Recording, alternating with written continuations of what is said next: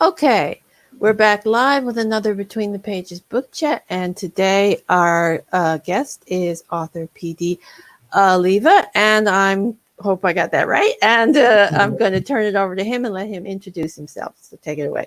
Yes, thank you. You did get it right. So my name is PD Alleva, and I write science fiction, dystopian science fiction, and horror as well. I live in South Florida, sunny South Florida, very hot and sticky. You walk outside right now, feels like you're in a hot bowl of soup.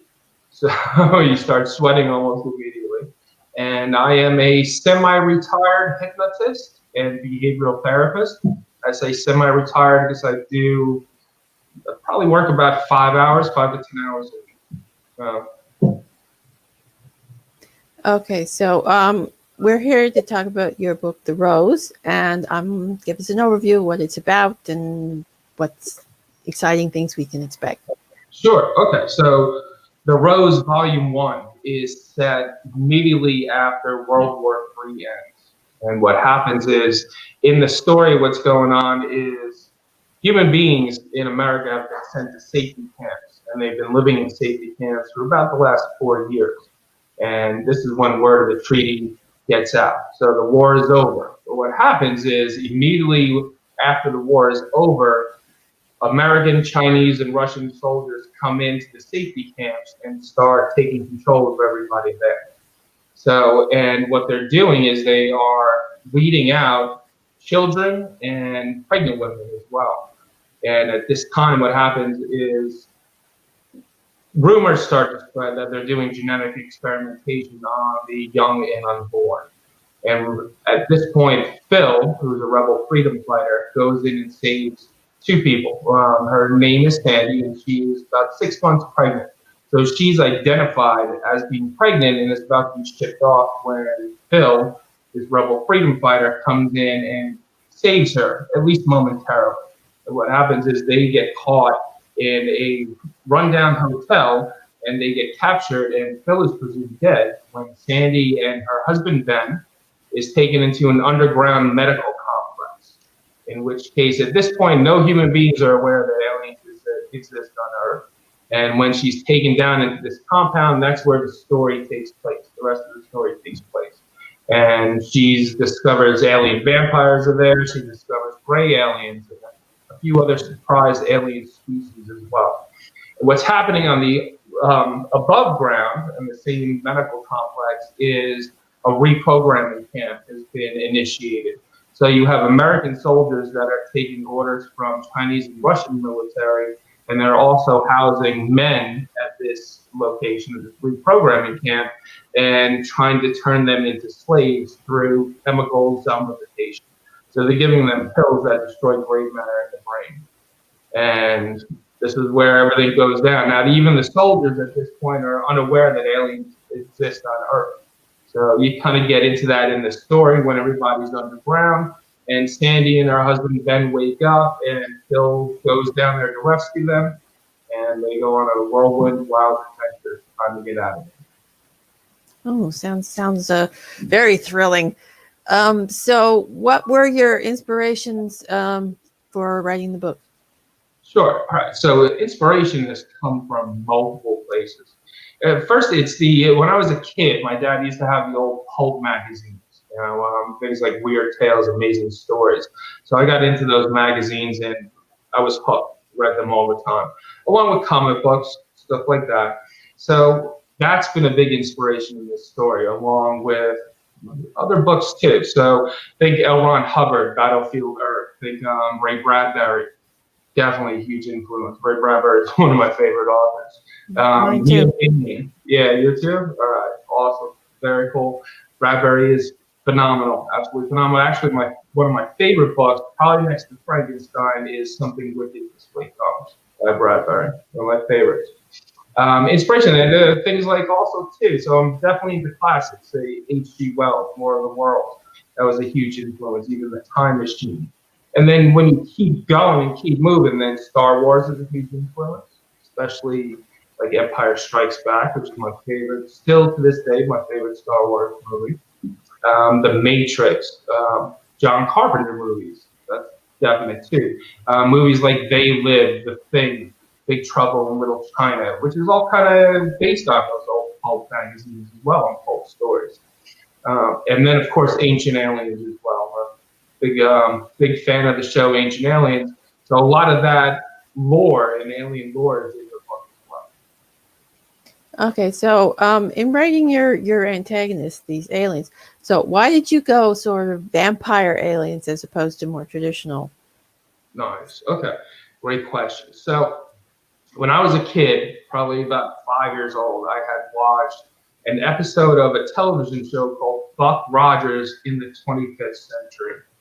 And when I was this 5-year-old kid watching this particular show, there's an alien vampire in this show, in that particular episode. And what he's doing is he's like sucking energy out of everyone, taking their life. That's the alien vampire. And that image has stuck with me all my life. So when I was writing and creating this species of aliens or vampires, I wanted to mix that in together. So I wanted to do sci-fi and then bring in the whole ancient aliens theory and the alien lore too. So that kind of always stuck in my head, the alien vampire from Buck Rogers. And if you ever want to, you can actually watch that episode too. Just Google it, you'll find it. And that vampire is not scary. To a 5-year-old, it's definitely scary. To us right now, definitely not. It's more of a laugh. But definitely it was interesting to watch after probably 30, 40 years since I've seen it. Yeah, Buck Rogers, I used to watch that show too. It doesn't hold up as well. It definitely does not. Definitely does not. Yeah, it was a lot better in my memories. Right. Yeah, that's a fact. The way we think about it is not what it is when we watch it now. Yeah, but for the time, it was probably a good show. So, fact that it was. It ran for 2 seasons, so somebody didn't like it at the end. But also with the alien vampires too, they're genetic hybrids between draconian aliens, all right, so draconian lizards and cobra snakes. So, and they live underground. So that was kind of the ancient aliens thing got in there as well, as far as where did they come from? You know, who created them? Where have they been living? What's the deal? And you'll get a lot of that in the book as well. It's very, very focused on the alien lore and the ancient aliens, but the alien vampires and where they came from as well. Okay, so tell us a little bit about the protagonist, main characters. What are their flaws, best traits, stuff like that? Flaws, best traits, stuff like. Okay, so there's a few main characters, but let's stick to at this point Phil. He's the rebel freedom fighter, and Sandy as well. So Phil is a rebel freedom fighter, and he has been tasked I don't want to say master, but kind of his boss, the person who's the leader of the rebel freedom fighters. His name is Robin Winter. So Phil is about 20 years old at this time, and he has been training with Robin Winter since he was a little kid. So he's aware of all the aliens that are there. And he's trying to rescue this person, Sandy, to bring her to train with Robin Winter in what's pretty much at this point a mystery, and will remain a mystery until Volume 2. Then you'll find out more about Sandy's past. But Phil he's 20 years old, he's headstrong, he feels like he's always right, he's going to get his mission done, and he's also highly talented, especially when it comes to martial arts. And he just has a lot of grit to him, and he's not willing to give up in any way, shape, or form.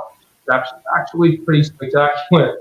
And then we have Sandy, and Sandy's character, her backstory is she grew up living isolated in a big overgrown mansion. And then her parents passed away when she was 10 years old. And then there's this block in her memory, block in her life that she's trying to figure out.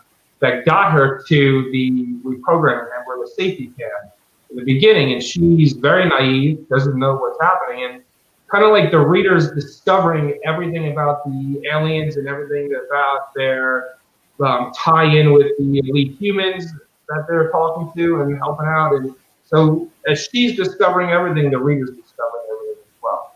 And although she's naive, she's extremely, extremely strong. And she's just trying to save her baby. They've taken her baby in the story, the beginning of the story as well. Okay. So, what was the hardest scene or the hardest type of scene for you to write in the book? Hardest scene. Well, you know what? Not that it was hard, but what needed very strict attention to detail was getting the ancient alien, the alien theories down correctly. Not only correctly, but also thinking what's going on in the series. Because the whole series is going to be about 7 books. So what is each series going to be revealing? What's going to be happening in that series? And I need to get that done right in this first one. Because once the book is out and it's published, you can't get it back, and what's written is written. So I had to make sure the attention to detail with the alien lore and the alien theories was in there. That was not difficult, not hard to write, but just a lot more attention to detail and going over it and going over it. And then I'm thinking, all right, well, in book 7, this is going to happen, which relates back to now. That's great, but then you need to change this in the 4th chapter because you said something different. So kind of like that back and forth and just making sure the streamline fit in perfectly for not only fellow ancient alien theorists like myself, but also for the consistency of the story later on. Yeah, trying to get those threads that go through the series consistent is difficult. I can relate to that. Okay, so what was your favorite scene or type of scene to write in the book? Action scenes, 100%. I've written a few books before, but they were definitely, they're not action, they're more literary. There is one book called Knickerbocker, which is a reimagining of the Headless Horseman, The Legend of Sleepy Hollow. That had some action at the end of the book. However, this was my first time actually getting into it and writing these scenes. So I did a lot of research on writing action scenes, less is more type of thing. Let the reader fill in, there are readers in there. I want them to feel like they're a referee in a boxing match or an MMA fight, where they're seeing the action right there in their head. It's happening right in front of them. So the whole less is more, let the reader fill in the gaps type of thing. But also it was the mood behind it is what I needed to capture. So what I would do is there's 2 particular songs that I would listen to over and over again, kind of like in a loop before writing those action scenes. The first one is Pink Floyd. The song is Shine On You Crazy Diamond. And that song, if you've ever listened to it, is more musical. The words coming later, the lyrics coming later, but there's just like 4 strings, 4 notes. To me, in my head, when I'm getting this ready, it's kind of like, boom, the battle's about to begin, the calm before the storm type of thing. And then I completely switch it over and I throw on Led Zeppelin's Kashmir. And that's just the battle scenes happening. We created in this book, there's a martial arts practice called the Blades. All right, so the blades are their weapon, and it's based on a martial arts practice called Kabuto Tonfa. And what that is think of like a police baton. All right, so you got the baton, it's all made of wood, there's a handle here, it goes down the arm. But what we did is we gave that an upgrade. So it's not made of wood, it's made of metal, it's steel. So there's kind of like having blades or swords on your forearms. So when these battles are going on, it's a martial arts battle, and that's what they're battling with. Between Phil and the alien vampires, that's what they're using. And alien vampire gets alien vampire, which you'll find in the book as well. So that Kashmir just going in my head, pumping like it is just boom, boom, boom, blade against blade type of action. And I don't know, it worked. People say that the action scenes are great. Yeah, well, action has its own rhythm, and so does music, so it makes a lot of sense. That does. So, in your secondary characters, are any of them quirky or scene stealers? Yes, 100%. 2 of them, actually. The first is Cameron.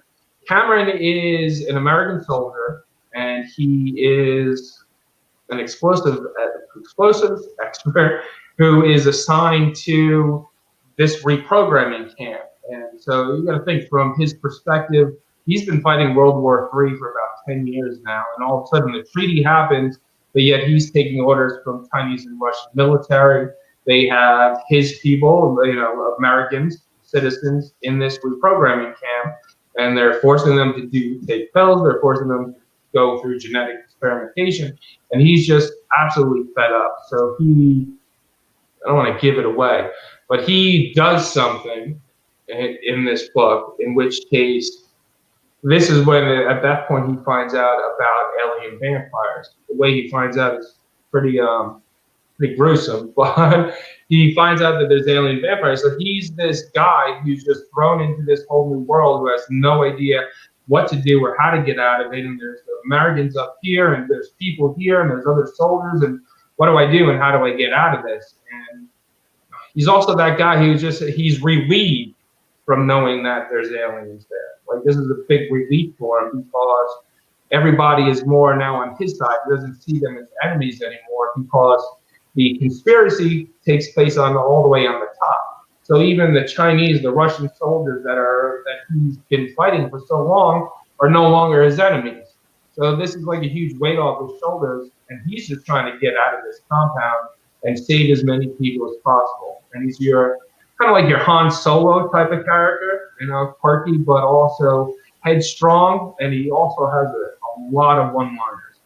So with my beta readers and a few other people that we're hearing from, is that Cameron is showing up to be their favorite character, at least one of their favorite characters. The other character who's definitely stealing the show is a gray alien by the name of Mono. And we're first introduced to Mono in the very first chapter, the end of the first chapter, and then she pretends to be innocent. What happens is she does not like what is going on, and she releases wrath and fury on not only alien vampires, but on human beings as well. And her whole purpose is to make sure Sandy's baby is definitely a big part of what's going to happen later on. And you'll see what happens there. But her whole purpose, Mono, is to secure Sandy's baby away from Sandy, to take him and let him go off on the path that they want him to. And she's no holds barred. So she's telepathic, but she's also telekinetic. So she wreaks havoc on more than a few characters. So that's definitely a surprise. It was a surprise to me when it happened too, because I didn't expect that one at all. Cool. So who's your favorite character? Favorite character? Honestly, my favorite character is Robin Winter. So Robin Winter is like your Obi-Wan Kenobi, the wizard, the wise guy that's kind of pulling all the strings, but letting everybody go their own path and make their own mistakes. So Robin Winter, he's shrouded in mystery. He's also going to be a huge player a little bit later on too, in kind of like his own spin-off series as well. And he's that typical guy. He's going to be time traveling. He's going to be going to more than a few places, but he's been around for so long. He's just wise, and he's calm, cool, collected, and I definitely like Robin Winter. Okay, so you've also mentioned that you write in other genres. So tell us a little bit about that, and are there any other genres that you'd like to write in that you haven't tried yet? Sure. Okay, so my previous books range from psychological thriller, a family saga, metaphysical family saga, and then dark fiction, which is Twisted Tales of Deceit, which is a collection of 3 stories.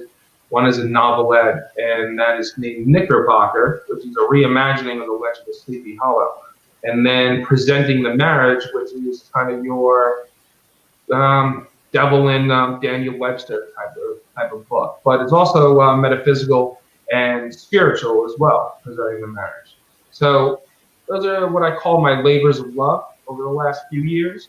And now moving on, I'm going into not only the Rose and science fiction, that's a whole series, 7 planned, but also horror.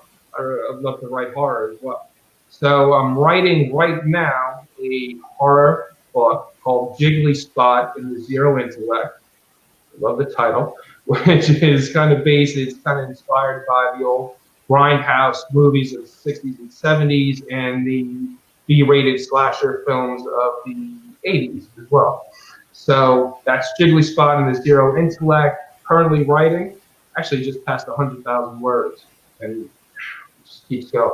Quite fun to write, I will say that. And then I have Gollum, which is another horror book as well, kind of like a horror thriller.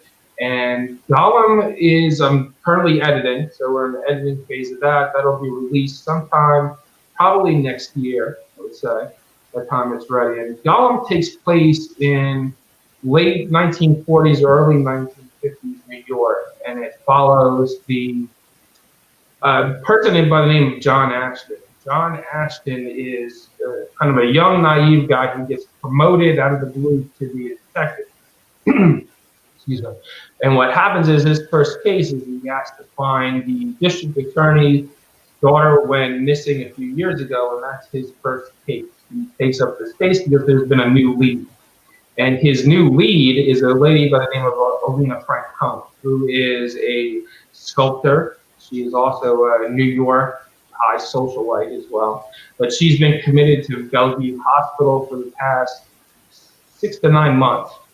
And he goes to interview her, and she tells him this story of Gollum. And Gollum is based on Jewish folklore.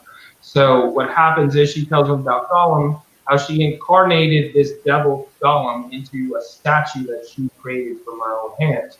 And this happened in late 1940s, and he's been infiltrating every part of New York's infrastructure since that time. So she tells him this story, and then he goes on this wild whirlwind adventure trying to find this Gollum, which he doesn't really believe exists until somebody confirms the existence. And that's Gollum. So that's my 2 horrors, and then I'll be going back and writing The Rose very soon as well. So I'm going to do volume 2, which I want to come out next year. Okay, so I guess we have a lot to look forward to from you, so that's good. Anyway, and yeah, so I think we'll wrap it up here, and I'd like to thank you for coming on the show. It was a pleasure chatting with you. And you as well. And Between the Pages Book Chat, we'll be back next weekend with some more authors, so join us then. And that's it for now, so bye. Bye-bye.